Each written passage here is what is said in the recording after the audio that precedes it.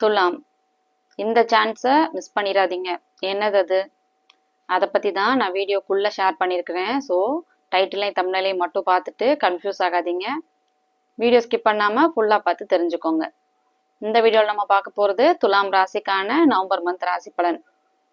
ராசி பலன் பார்க்கறதுக்கு முன்னாடி சேனலை சப்ஸ்கிரைப் பண்ணாதவங்க சப்ஸ்கிரைப் பண்ணிக்கோங்க. அப்போ தான் உங்களுக்கு எவ்ரி வீக் அஸ்ட்ராலஜி பற்றின நிறைய இன்ஃபர்மேட்டிவான விஷயங்களை கூட நீங்கள் தெரிஞ்சுக்கலாம். உங்களோட சொந்த ஜாதகத்துக்கு அஸ்ட்ராலஜி பெய்ட் கன்சல்டேஷன் வேணும்னா ஸ்க்ரீனில் தெரியுற இந்த வாட்ஸ்அப் நம்பருக்கு நீங்கள் ரீச் அவுட் பண்ணலாம். இப்போ கன்சல்டேஷன் பார்த்தீங்கன்னா எதுவுமே ஏஐ ஜென்ரேட் கிடையாது. எல்லாமே உங்களோட பர்த் சார்ட்டை இண்டிவிஜுவலாக நானே ரீட் பண்ணி ப்ரெடிக்ஷன்ஸ் கொடுத்துட்டு இருக்கிறேன். என்னோட கிளைண்ட் ஃபீட்பேக்ஸ் எல்லாமே ஃபர்ஸ்ட் கமெண்ட்ல பின்டாக இருக்குது, நீங்கள் செக் பண்ணிக்கலாம். ஓகே, துலாம் ராசிக்கு இந்த நவம்பர் மாதம் எப்படி இருக்கும் அப்படின்னு பார்த்துடலாம். துலாம் ராசிக்கு இந்த நவம்பர் மாதம் சூப்பரான மாதமாகவே அமைஞ்சிருக்குங்க. ராசிநாதன் 5ஆம் தேதிக்கு மேலே, நவம்பர் 5ஆம் தேதிக்கு மேலே ராசிநாதனான சுக்கிரன் ராசிலேயே ஆட்சியாக இருக்கிறது ரொம்பவே நல்ல விஷயம். ராசிநாதன் ஆட்சியாயிருக்கு. உங்களுடைய ராசிக்கு 2வது அதிபதி 2 10வது அதிபதி நல்லா ஸ்ட்ராங்கா இருக்கு. உங்களுடைய ராசிநாதனான சுக்கிரன் நல்லா ஸ்ட்ராங்கா ஆட்சியாகி இருக்கிறதும், பணத்தை கொடுக்கக்கூடிய வருமானத்தை கொடுக்கக்கூடிய ஸ்தானங்கள் நல்லா ஸ்ட்ராங்கா இருக்குதுங்க. 10வது இடத்துல உச்ச குரு இருக்குது. உங்களுடைய ராசிக்கு 2வது அதிபதி தனஸ்தானாதிபதியான செவ்வாயும் உச்ச குருவுடைய பார்வையில இருக்குது. நல்ல பணவரவு இருக்கும். பணவரவுகள் கண்டிப்பா இருக்கும். துலாம் ராசியை பொறுத்த வரைக்கும் லாஸ்ட் மந்த் கொஞ்சம் கஷ்டங்கள் இருந்திருக்கும். நமக்கு என்ன அஷ்டம சனியோ 7ரை சனியோ நடக்குதா, ஏன் இவ்வளோ கஷ்டங்கள் இருக்கு நமக்கு அப்படிங்கிற மாதிரியான ஒரு ஃபீல்ல இருந்திருப்பீங்க. லாஸ்ட் மந்த் உங்களுடைய ராசிநாதனான சுக்கிரன் நீசமாகி அஸ்தமனமும் ஆகி சனியுடைய பார்வையிலும் இருந்தது. எந்த சுப தொடர்பும் இல்லாம இருந்தது. அதனாலதான் அக்டோபர் மாசம் நிறைய கஷ்டங்கள் இருந்தது நீங்க பார்த்திருப்பீங்க. இந்த மாசம் அப்படி கிடையாது. உங்களுடைய ராசிநாதனான சுக்கிரன் நீசத்தன்மையிலேருந்து விலகி ஆட்சி ஆயிடுச்சு. ராசிலேயே ஆட்சியாகி இருக்கு. ஸோ நவம்பர் 5ஆம் தேதிக்கு அப்புறம் கொஞ்சம் கொஞ்சமா நல்ல பலன்கள் நடக்கிறது நீங்க பார்ப்பீங்க. அடுத்தது உங்களுடைய ராசிக்கு 3வது அதிபதி குரு.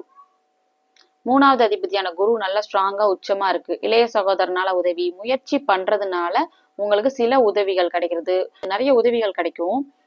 சகோதரனால உதவி கிடைக்கும். சகோதர உறவு நல்லா இருக்கும்.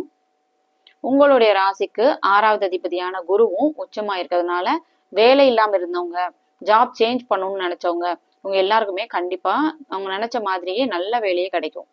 இது நாள் வரைக்கும் பேரண்ட்ஸ் பெர்மிஷனுக்காக வெயிட் பண்ணிட்டு இருந்தவங்க, inter religion inter caste marriage சம்பந்தமான விஷயங்கள்லாம் நடக்குது இல்லையா, லவ் மேரேஜ்க்குலாம் இது ரொம்பவே சூப்பரான டைமா அமைஞ்சிருக்கு. பேரண்ட்ஸ் உங்களுக்கு ஃபேவரபிளா இருப்பாங்க, சப்போர்ட் பண்ணுவாங்க, நல்ல விஷயங்கள் எல்லாமே நடக்கும். கணவன் மனைவி உறவு ரொம்ப நல்லா இருக்கும்.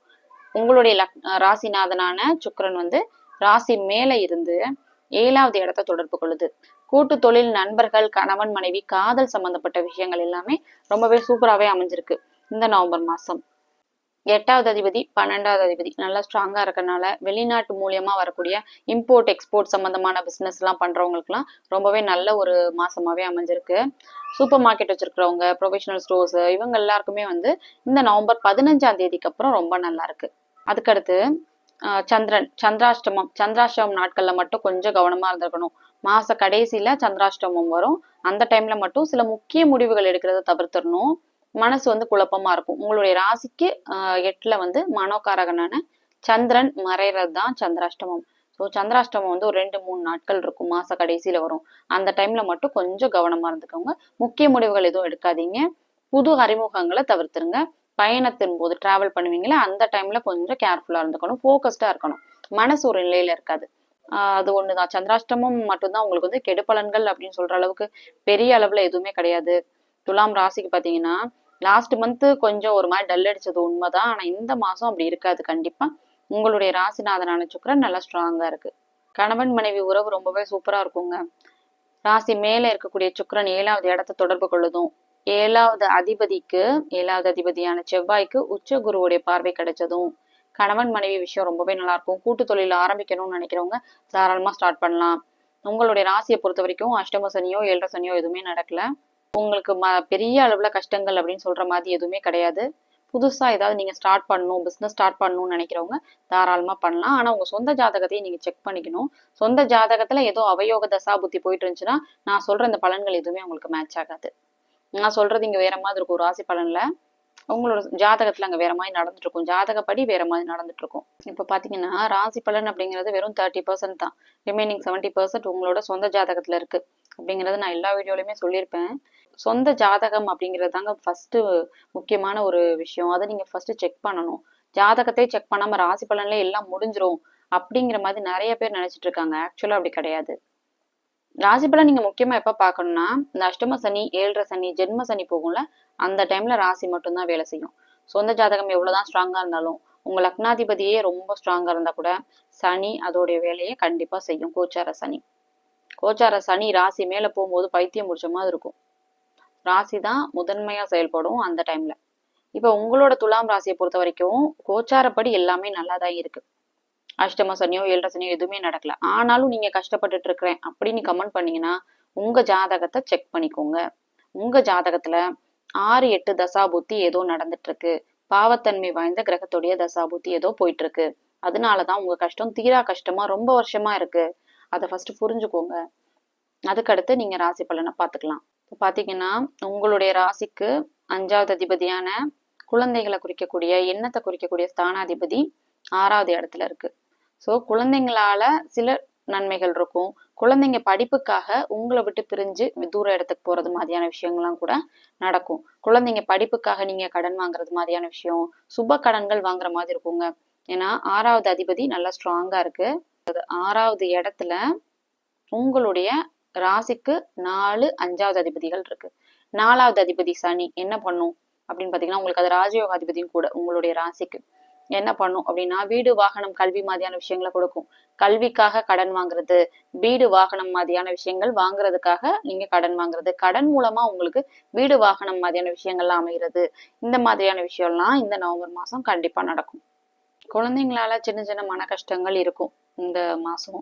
சுப பிரிவு மாதிரி கூட சில பிள்ளைங்க, உங்க குழந்தைங்க வந்து உங்களோட பிரிஞ்சு இருக்கிற மாதிரியான விஷயம் கூட நடக்கும். துலாம் ராசிக்காரங்களுக்கு ரொம்ப நாளாவே இந்த கஷ்டங்கள் இருக்கதான் செய்யுது. குழந்தைங்களால உங்களுக்கு மன வருத்தம், குழந்தைங்களோட படிப்பு சம்பந்தமான மன வருத்தம், இதெல்லாமே உங்களுக்கு இருக்கு. உங்களுடைய ராசியை தொடர்பு கொண்டுட்டு இருந்துச்சு குரு, உச்ச குருவுடைய பார்வை, அதாவது குருவுடைய பார்வை உங்களுடைய ராசி மேல பட்டுட்டு இருந்துச்சு. இப்ப வந்து உங்களுடைய ராசிக்கு கிடைச்சிட்டு இருந்த குரு பார்வை கொஞ்சம் விலகி இருக்குது. 5வது இடத்துல ராகு இருக்கு. ராகுக்கும் குருவுடைய பார்வையிலே, ராகுவும் பாத்தீங்கன்னா குருவுடைய பார்வையிலே இருந்துச்சு. இப்ப குரு பார்வை விலகி இருக்கிறதுனால குழந்தைங்க சம்பந்தமா சில மன கஷ்டங்கள் உங்களுக்கு இருக்கும். பெரிய அளவுல கெடு பலன்கள்னு எதுவுமே கிடையாது. உங்களோட சொந்த ஜாதகத்துக்கு அஸ்ட்ராலஜி பெய்ட் கன்சல்டேஷன் வேணும்னா ஸ்க்ரீன்ல தெரியுற இந்த வாட்ஸ்அப் நம்பருக்கு நீங்க ரீச் அவுட் பண்ணலாம். வாட்ஸ்அப் பண்ணி உங்களுக்கான அப்பாயின்மெண்ட்டை புக் பண்ணிக்கோங்க. நீங்க பண்ண வேண்டியது எல்லாமே உங்களுடைய date of birth, birth time and birth place, இது 3மே போதும். உங்க சொந்த ஜாதகமே இல்லைன்னா கூட பரவாயில்ல, இந்த டீட்டெயில்ஸ் இருந்தா கூட கன்சல்டேஷன் நீங்க எடுத்துக்கலாம். நான் சொன்ன இந்த விஷயங்கள் எல்லாம் உங்களுக்கு ரெசனேட் ஆச்சுன்னா எனக்கு கமெண்ட்ல சொல்லுங்க. மற்ற ராசிக்கான ராசி பலன் வீடியோ லிங்க் ஃபர்ஸ்ட் கமெண்ட்ல பின்டா இருக்கு. You can check them out.